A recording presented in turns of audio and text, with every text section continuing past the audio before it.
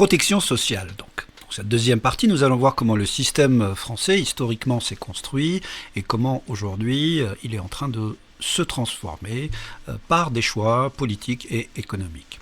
Alors, protection sociale, dans le terme protection sociale, évidemment, le plus important, c'est protection, c'est-à-dire protection de la société et des individus qui la composent. Protéger de quoi ? Protéger des risques de la vie. C'est-à-dire ce à quoi le citoyen peut être confronté durant sa vie et que l'idée même de faire société oblige un État démocratique à s'occuper en termes de protection de ses citoyens. Voilà, c'est un petit peu l'esprit de tout système de protection sociale. Alors quel sens ? Évidemment, le premier sens est avant tout un sens institutionnel, donc structurel, mais également un sens politique, un sens idéologique, voire un sens moral. Du point de vue institutionnel, le système de protection sociale, c'est l'ensemble des dispositifs institutionnalisés par des politiques publiques, donc des politiques décidées et mises en pratique par les gouvernements, par l'État, afin d'assurer et d'aider les individus et la population devant les risques majeurs de la vie sociale et individuelle. C'est ce qu'on vient de dire. Alors, le système de protection sociale français est donc construit ainsi sur la notion de risques ou besoins sociaux. Nous y reviendrons tout à l'heure. Mais déjà, on voit dans le schéma devant vous qu'il est construit à partir de ce qui a été identifié dans les différents domaines socio-économiques dans lesquels évoluent les individus. Alors évidemment la maladie, l'invalidité, les maladies liées au travail, donc ce qu'on appelle les maladies professionnelles, ça doit inclure bien évidemment les accidents du travail, mais pas que. La vieillesse, la retraite, le veuvage, la perte d'autonomie, donc qui est un secteur important comme nous allons le voir. Tout ce qui est politique familiale, maternité, enfance et jeunesse. L'emploi, donc l'assurance chômage, l'insertion professionnelle. Le logement, qui est un petit peu le parent pauvre, mais nous aurons un cours sur le logement plus tard dans cette formation. La pauvreté, c'est-à-dire la précarité. Le handicap, bien sûr, un secteur que vous connaissez ou que vous allez bien connaître par votre formation. Alors en France, le système s'est inspiré de deux grandes conceptions européennes de la protection sociale.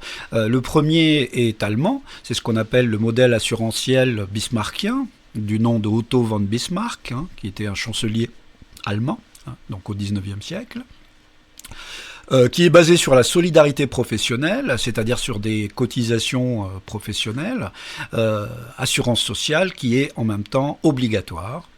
Et donc c'est une protection sociale qui est assise sur les cotisations, donc des cotisations qui sont prélevées sur les salaires, comme en France aujourd'hui. Et c'est un système qui est basé sur une protection contre des risques identifiés, des risques spécifiques, comme on l'a vu tout à l'heure dans le schéma antérieur. Et puis le deuxième modèle qui est ce qu'on appelle le modèle assistentiel ou universaliste, qu'on appelle le modèle beveridgien anglais, donc du nom de son concepteur, rédacteur, Lord William Henry Beveridge, qui était un économiste qui a été très important pour la mise en place du système anglais, en l'occurrence le National Health Service, dont nous reparlerons plus tard dans ce cours. Donc qui a été lancé pendant la Deuxième Guerre mondiale, 1942, qui est basé sur la notion de solidarité nationale. Donc c'est un système de protection sociale généralisé, donc c'est-à-dire qui couvre tout le monde, d'où le nom qu'on lui donne souvent, c'est le modèle des 3 U, universalité, donc couverture de tous les risques et abri du besoin pour tous, sans distinction. C'est-à-dire tous les citoyens britanniques. Unité, donc c'est l'État qui le dirige et le contrôle, donc centralisé. Uniformité, c'est-à-dire une prestation minimum standardisée. Vous avez un taux, quel que soit le risque concerné, qui est toujours à minima identifié et calculé par l'État de manière standard, sans faire de différenciation entre les individus. Donc c'est un modèle qui va inspirer aussi le modèle français, en l'occurrence le modèle qui a été conçu pendant la résistance, que nous verrons plus tard, et qui en 1945 a été commencé à être mis en œuvre avec pas mal de difficultés, comme nous le verrons plus tard. Voilà.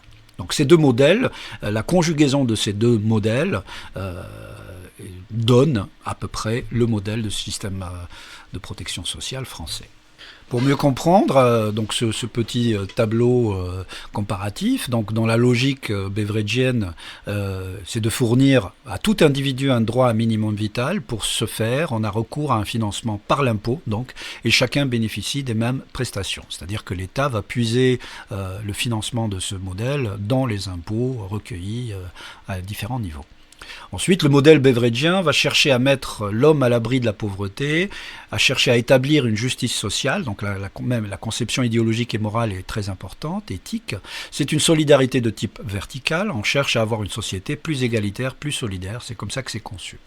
Et le lien avec le modèle keynésien est évident, puisque Lord Beveridge et Keynes étaient copains. Bismarck, la logique bismarckienne, est adossée au travail salarié. L'activité professionnelle fonde la protection sociale sur les solidarités professionnelles. Les prestations ne sont pas uniformes. Donc ça va dépendre des caisses de retraite des différents corps, des caisses d'allocation et de retraite des différents corps professionnels qui vont donc négocier. Et puis, à la base, ça va être prélevé sur les salaires, un petit peu comme en France aujourd'hui. Ensuite, le modèle bismarckien va chercher à stabiliser les statuts sociaux, donc par corps professionnel, et la solidarité est de type horizontal. L'objectif est d'assurer les salariés contre les risques sociaux par des revenus de remplacement afin de garantir un niveau de vie, donc un système d'allocation, mais qui pour être mis en œuvre doit s'adosser sur la logique du salariat.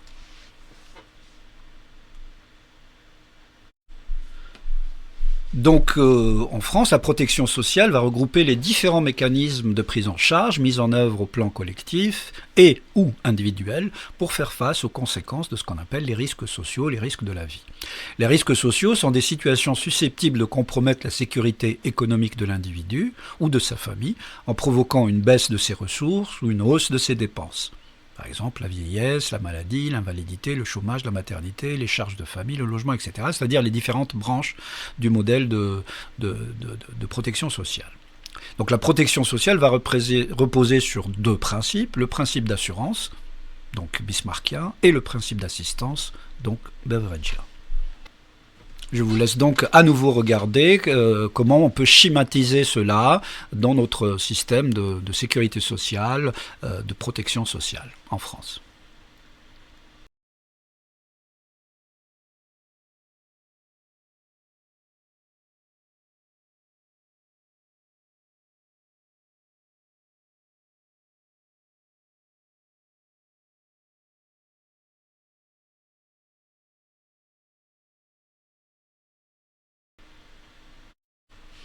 Ici, on voit bien que les prestations de protection sociale par branche de risque, on voit bien que la question de la vieillesse et donc des retraites, mais aussi de la prise en charge de la dépendance, constitue pas loin de 40%.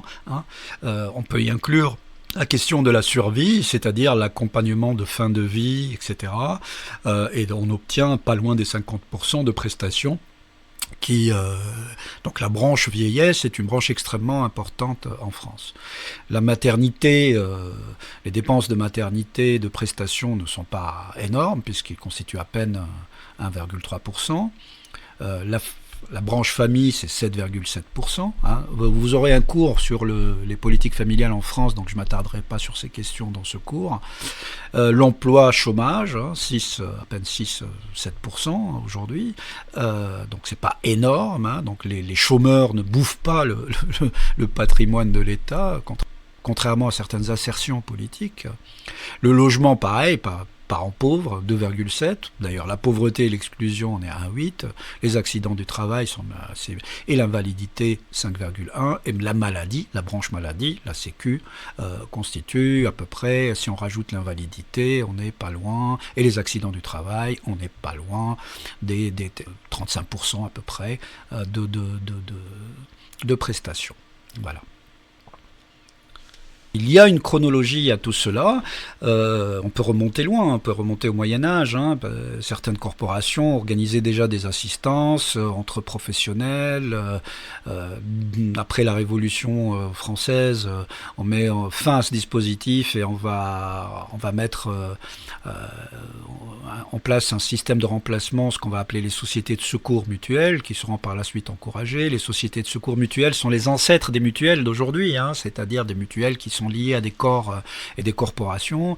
Elles pouvaient dès lors proposer des prestations à tous, bien qu'elles soient trop coûteuses pour la population, parce que bien évidemment, qui dit mutuelle, mutualiser, ça veut dire payer.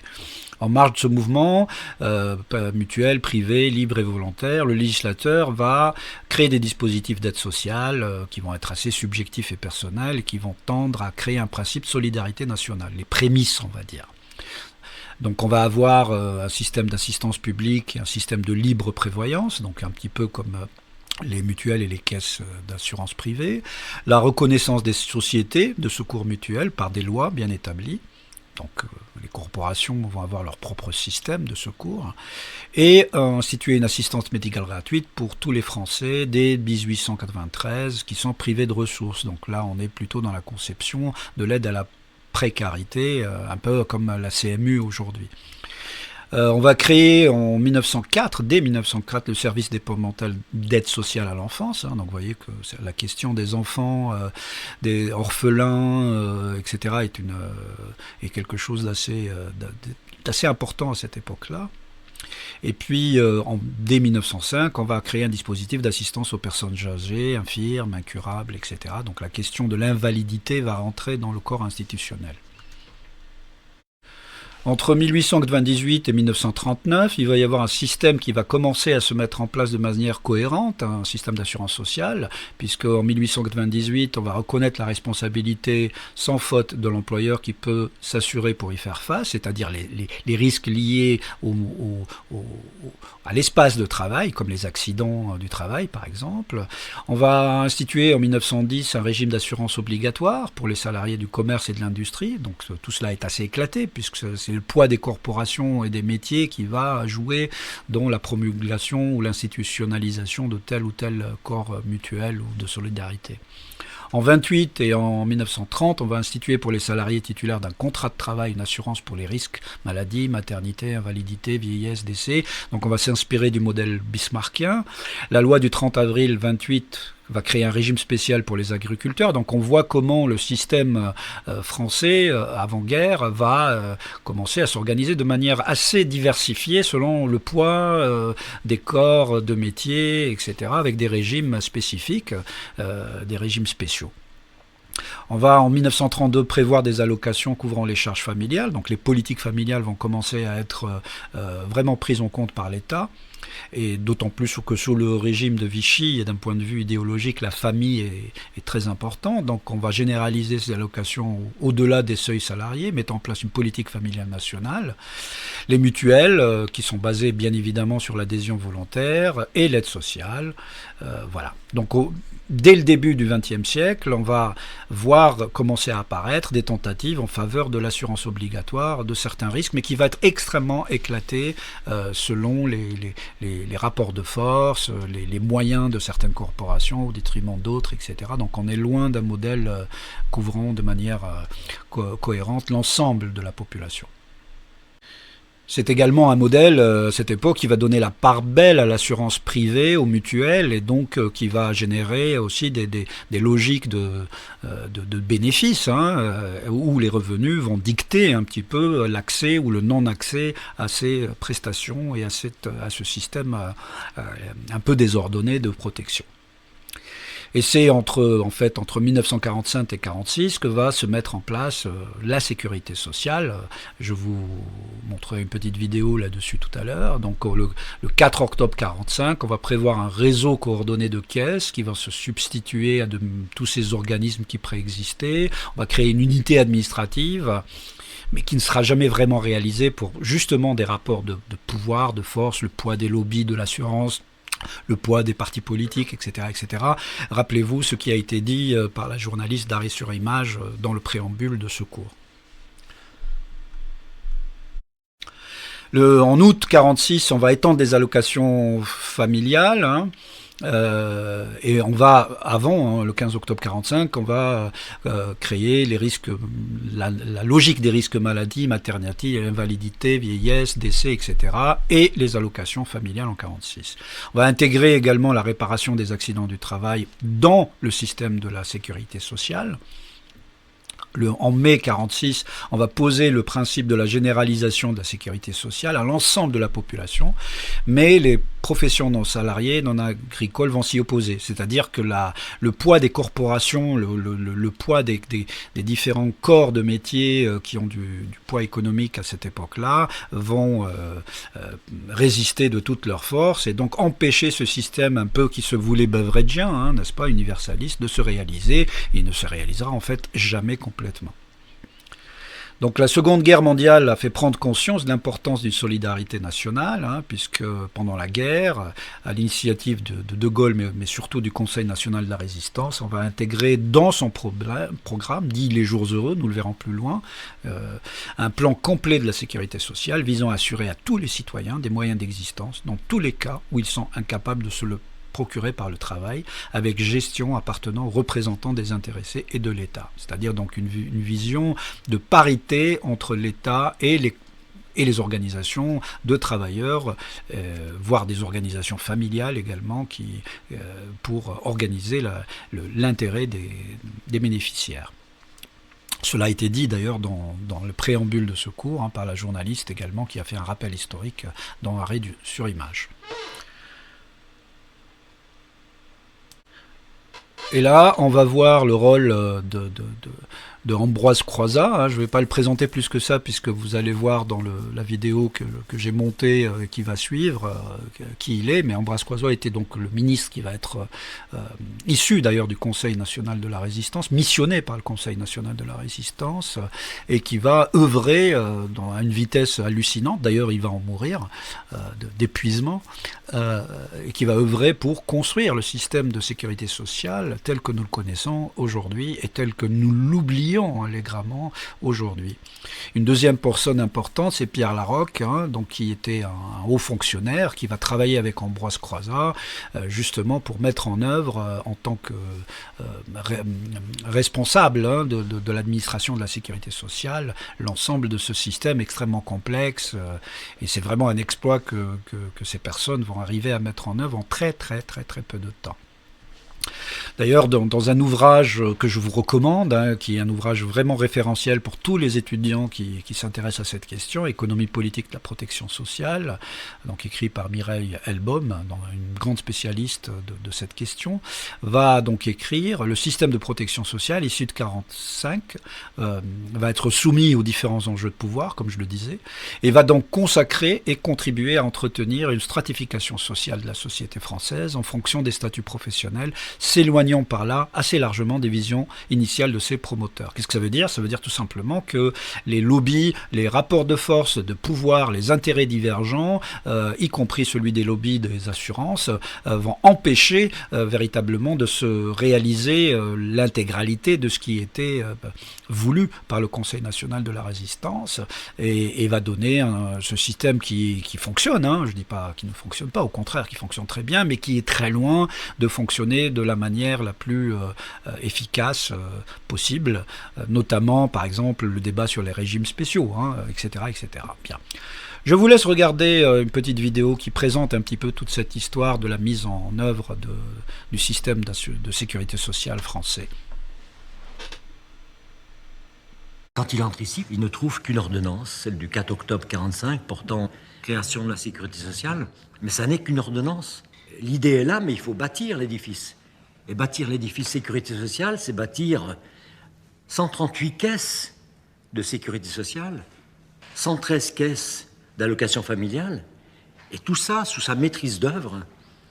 Un peuple bâtisseur, qui est le peuple ouvrier de 1945, prend en main cette construction qui ne va durer que 7 mois. En 7 mois, un édifice extraordinaire va sortir de l'invention sociale de ces hommes, et tout à coup, comme ça, on avait le droit de vivre. Parce que la sécurité sociale, ça n'est rien que le droit de vivre. Et pour moi, Croizat, c'est d'abord ça.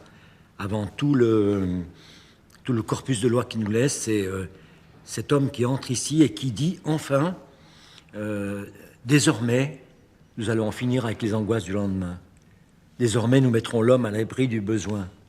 Désormais, la retraite ne sera plus l'antichambre de la mort, mais une nouvelle étape de la vie. Et nous ferons de la vie autre chose qu'une charge ou un calvaire. Français, vous voterez bientôt, comme vous y convie Monsieur Larocque, directeur de la Sécurité sociale. Le 24 avril prochain, il va être procédé par toute la France à des élections générales en vue de pourvoir à la désignation des conseils d'administration des caisses de sécurité sociale et d'allocation familiale. Ces caisses ont pour rôle de garantir des moyens d'existence à tous les travailleurs qui se trouvent privés de ressources par suite de maladies, de maternité, d'invalidité ou de vieillesse.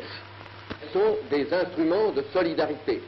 Comme telles, elles doivent être gérées par les intéressés eux-mêmes ou par les représentants élus qui pourront, mieux que quiconque, orienter l'emploi des fonds et le fonctionnement même des services dans le sens des désirs des travailleurs.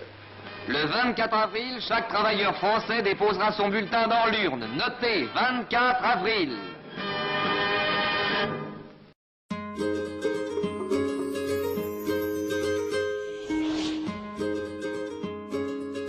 En France, quand on parle de sécurité sociale, on pense à la carte vitale et au remboursement des soins de santé. En réalité, la Sécu, c'est bien plus que ça. Elle gère aussi les pensions de retraite, les allocations familiales, les accidents du travail. Elle fait partie, comme l'assurance chômage, d'un immense système de solidarité collective créé officiellement il y a 70 ans. En 1945, au lendemain de la Deuxième Guerre mondiale, tout le pays est à reconstruire. La situation sanitaire et démographique est préoccupante. Le parc de logement est dans un état désastreux. La plupart des personnes âgées ne disposent pas de retraite et la mortalité infantile est très élevée. C'est dans ce contexte que les ordonnances du 4 et 19 octobre 1945 matérialisent le projet de sécurité sociale. L'objectif ? Débarrasser les citoyens de l'incertitude du lendemain.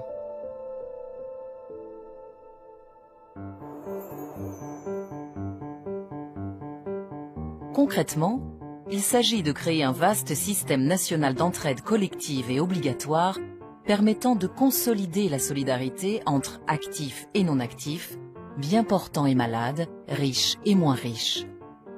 Des caisses de sécurité sociale et d'allocation familiale sont ainsi créées afin que chacun puisse se protéger des risques de l'existence, en particulier lors des périodes les plus critiques de la vie.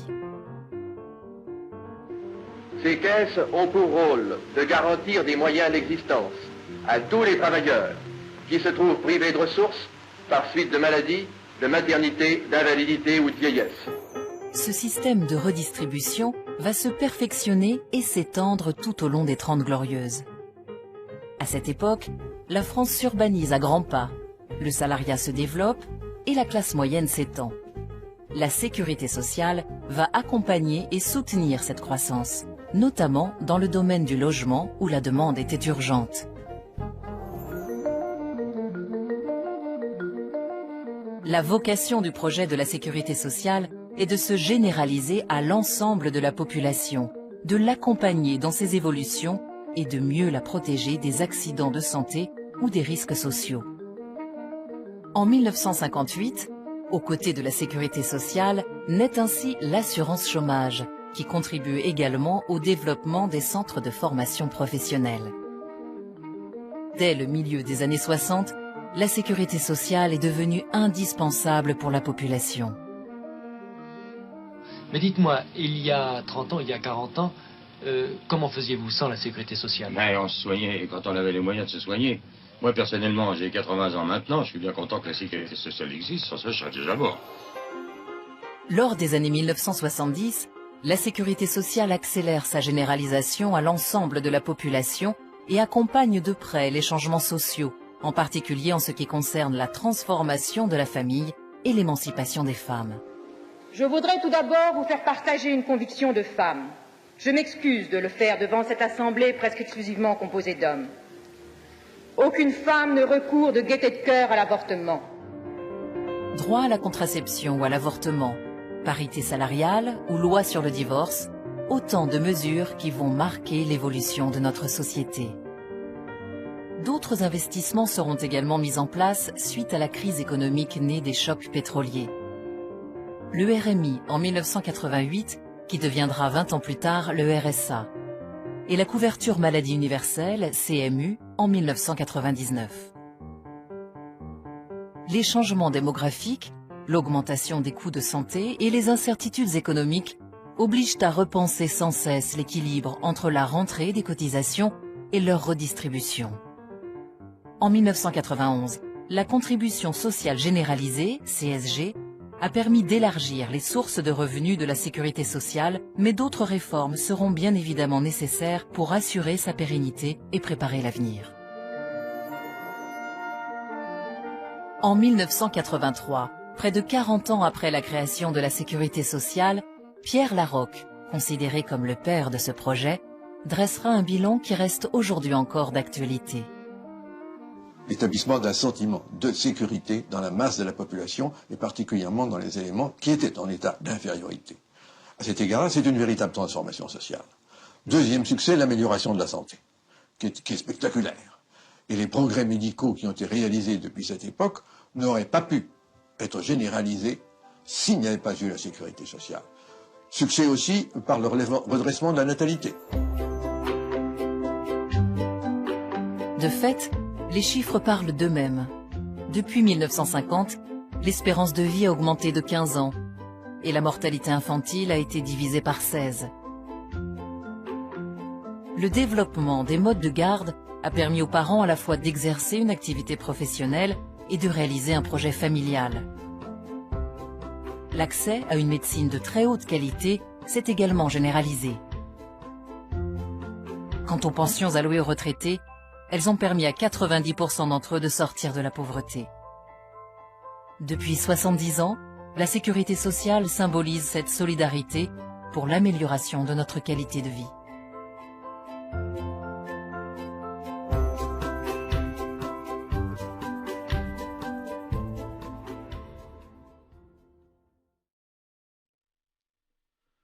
Donc on voit bien par cette histoire formidable que le système de protection sociale, la sécurité sociale française n'est pas un appareillage technique ni technocratique, même s'il l'est devenu par la suite, mais c'est un véritable projet de société.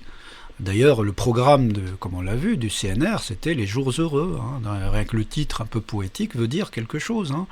Et ils disent bien, c'est un dans le document du CNR, il y a bien marqué, instaurer une véritable démocratie économique et sociale. C'est vraiment un projet de société. Comme je le disais en préambule, les systèmes de protection sociaux de par le monde sont des projets de société, donc pas dépourvus de connotations idéologiques, politiques, économiques. C'est bien pour cela que aujourd'hui l'idéologie libérale au niveau européen s'attaque de manière frontale à notre système de protection sociale français, mais également à tous les systèmes qui ne sont pas soumis à une logique de concurrence, de bénéfices et donc d'assurance privée. Pour ceux qui veulent aller plus loin sur cette histoire, vous avez deux films assez récents d'ailleurs. Donc évidemment Les Jours Heureux, dont on a vu des larges extraits dans le montage vidéo que j'ai fait, et puis un film plus récent, La Sociale, qui raconte de manière extrêmement intéressante l'histoire de la Sécu, et d'ailleurs que j'ai, pour ceux et celles qui le veulent, je pourrais vous le filer plus tard quand on se reverra à l'école. Et donc si on considère que les systèmes de protection sociaux sont des projections politiques et idéologiques, dans le monde, on peut identifier, bon gré mal gré, trois grands types de systèmes. D'abord, bien évidemment, le régime libéral, dont on parle depuis le début de ce cours, qui va donner une place essentielle au mécanisme du marché, selon une logique très libérale, très hayekienne, avec une protection limitée aux pauvres, c'est-à-dire qu'on va uniquement protéger ou bon gré mal gré également, les plus démunis, dans une logique de charité très anglo-saxonne, sur la base d'une appréciation individuelle des besoins et un niveau de prestation réduit, un peu comme les chèques repas aux États-Unis, etc. Donc ça va concerner bien sûr les USA, l'Australie, l'Irlande. La Grande-Bretagne, d'une certaine manière, c'est à nuancer parce que même si c'est un régime libéral sur les autres aspects, sur le versant santé, comme on le verra plus loin dans le cours, il y a une spécificité brevégienne qui a traversé les décennies et qui n'est jusqu'à aujourd'hui pas remise vraiment en question.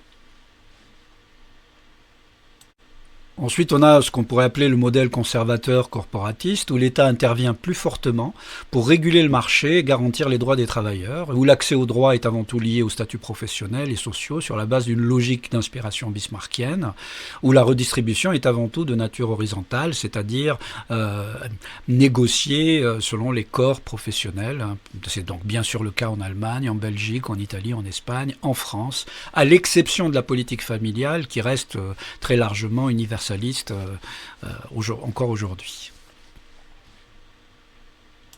Et puis le régime social-démocrate qui assure par l'entremise de l'État un haut niveau de protection sociale, une redistribution verticale de grande ampleur par le biais de prélèvements fortement progressifs et un accès universel et individualisé à des prestations élevées destinées à l'ensemble de la population, un peu beveridgien donc. Des droits sociaux individualisés sont reconnus aux enfants, aux personnes âgées, aux sans-emploi, non seulement à travers le bénéfice des prestations, mais aussi par l'accès à des services sanitaires et sociaux assez étendus, et généralement de services publics. Ceux-ci relèvent souvent des collectivités locales et assurent la prise en charge des problèmes d'insertion sociale et professionnelle, d'accueil des jeunes enfants, d'aide aux personnes âgées, handicapées, etc. Et là, ça va être principalement, on va dire, le modèle scandinave dont on a tellement parlé, qui bien entendu est un peu remis en question aujourd'hui. Alors, dans le volet assurance de la sécurité sociale, enfin du système de protection sociale, on a différents niveaux de protection. La protection sociale va se baser d'abord à caractère obligatoire. Le niveau de couverture sociale est en premier lieu fonction des efforts consentis dans le cadre collectif au titre d'une protection sociale obligatoire. Il s'agit d'un choix politique de société rendant obligatoire l'assujettissement à un régime social. Cette protection sociale de base repose sur un système d'assurance sociale et une protection sociale complémentaire à caractère facultatif peut voir le jour. Les régimes de protection sociale de base ne garantissent pratiquement jamais une prise en charge intégrale.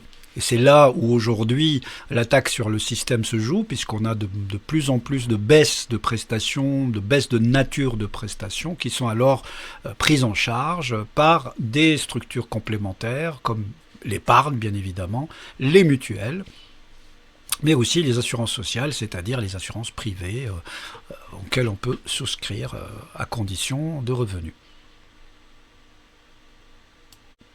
Ensuite, dans le volet assurance, la sécurité sociale, la notion de sécurité sociale est intégrée dans celle de protection sociale, bien sûr.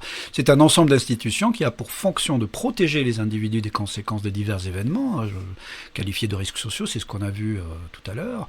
Donc d'un point de vue fonctionnel, la Sécu est destinée à assister financièrement ses bénéficiaires qui vont rencontrer différents événements coûteux de la vie. Et on va distinguer donc les 5 risques qu'on a vus tout à l'heure sous forme de schéma. Et d'un point de vue institutionnel, ce sont les caisses nationales d'assurance maladie, des travailleurs salariés, c'est aussi un établissement public qui va être composé d'organismes privés. La CNMTS définit les orientations et pilote les organismes chargés de la politique décidée ainsi.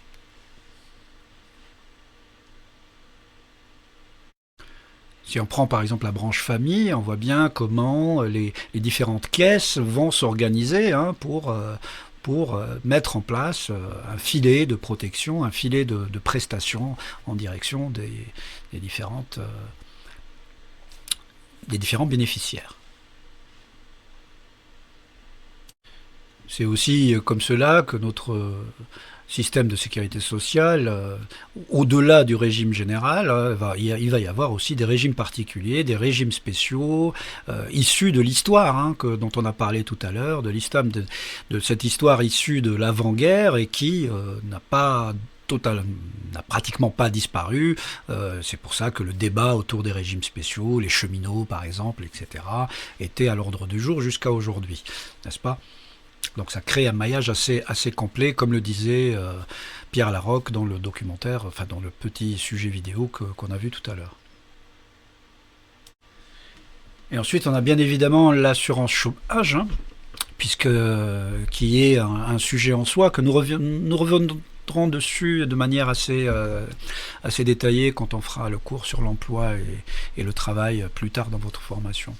Mais toujours qu'on peut dire déjà que ce n'est qu'en 1958 que les partenaires sociaux, à la demande du gouvernement de l'époque, vont créer un régime d'assurance chômage pour une raison simple, c'est que pendant les 30 glorieuses, pour aller vite, la notion de chômage de masse était encore inexistante et c'était un risque social qu'il fallait quand même intégrer. Voilà. Je vous laisse lire le petit paragraphe avant de continuer.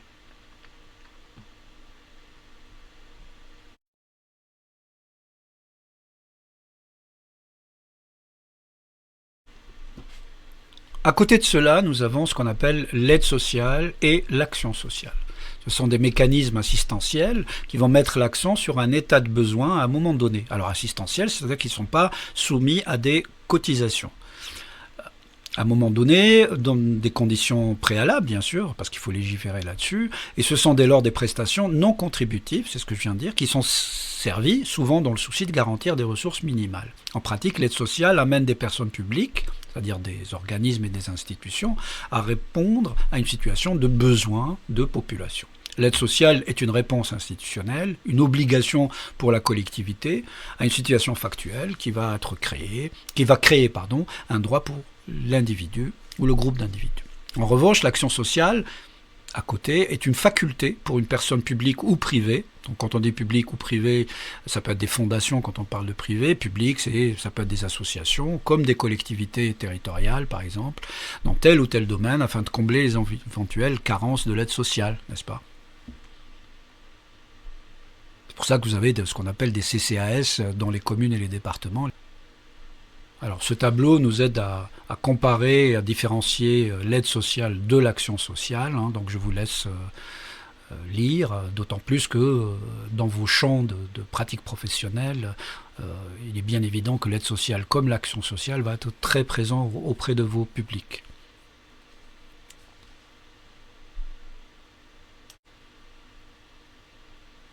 Et si on regarde par exemple les chiffres de 2009 sur la répartition de l'aide sociale au niveau des départements, on voit que l'insertion occupe une place très importante, le RSA et puis le RMI, et ensuite le RSA, que l'aide sociale de l'enfance tourne autour de 9%. Que les personnes âgées occupent une place importante, puisqu'ici on voit que l'allocation aux personnes âgées, plus les allocations annexes et les aides annexes vont constituer en 2009 autour de 40% des prestations. Tandis que l'aide aux personnes handicapées est autour de 9,5%, 10%. Ensuite, si on regarde les chiffres plus récents, on voit que l'insertion est encore une fois très très importante, puisqu'on n'est pas loin des 45-46%, que l'aide sociale à l'enfance a un petit peu baissé, on est à 8%, que les personnes âgées, que l'aide aux personnes âgées également a baissé, puisqu'on est à 33%. Que 12% sont dévolus aux personnes handicapées. Donc nous voyons à peu près que là, c'est à l'image un petit peu de choix politiques, y compris locaux. Voilà donc pour cette deuxième partie où nous avons vu la genèse, les fondamentaux du système de protection sociale français. Et il y a une part importante de ce système qui concerne bien évidemment la question de la santé publique. Ça va être le troisième volet de ce cours. À tout à l'heure.